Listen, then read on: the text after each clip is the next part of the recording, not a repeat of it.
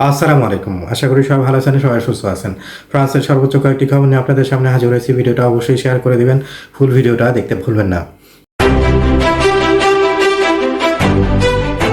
প্রথমত ভালো একটা খবর দিয়ে শুরু করি। প্রায় 8,50,000 মানুষ 600 ইউরো বেশি পাবে, যারা কিনা পেনশনের ভাতাটা পাচ্ছেন তাদের ক্ষেত্রেতে। আজকে থেকে এটা দেওয়া শুরু হবে।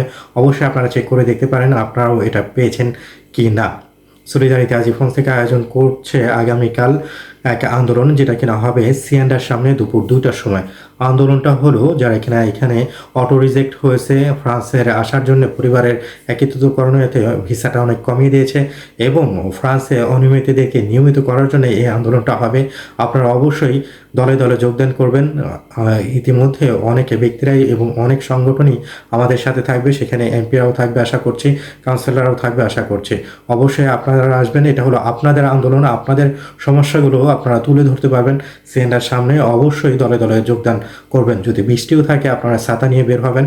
একদিন অর্ধেক দিন আপনারা যদি আসেন কোনো সমস্যা হবে না, যেহেতু আমরা পারমিশন নিয়ে আন্দোলনটা করছি এর কারণেতে।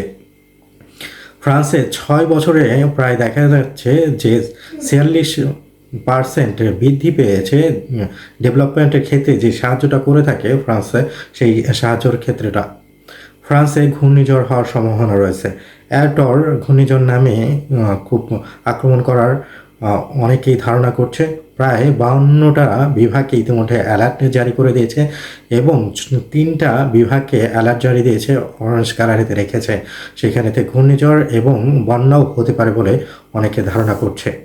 হাইওয়ে যেটা কিনা 13 প্যারিস থেকে নর্মদিতে যেয়ে থাকে, সেই হাইওয়েতে আপনারা টোল আর দিতে হবে না ডিসেম্বর মাসের পরবর্তী থেকে।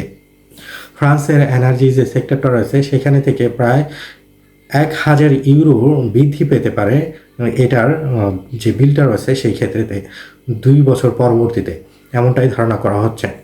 আপনারা ইতিমধ্যে জানেন ফ্রান্সের প্রেসিডেন্ট এমানুয়েল ম্যাক্রোকে যাতে করে তিনি পদত্যাগ করে, এটার প্রক্রিয়াটা কিন্তু শুরু হয়ে গিয়েছে এবং এই যে প্রক্রিয়াটা রয়েছে সেই প্রক্রিয়াটা ইতিমধ্যে পার্লামেন্টের কাছে রেখেছে এবং পার্লামেন্টের কমিশন, লর যে কমিশনটা রয়েছে তারা এটা নিয়ে স্টাডি করবে অক্টোবর মাসের 2 তারিখে।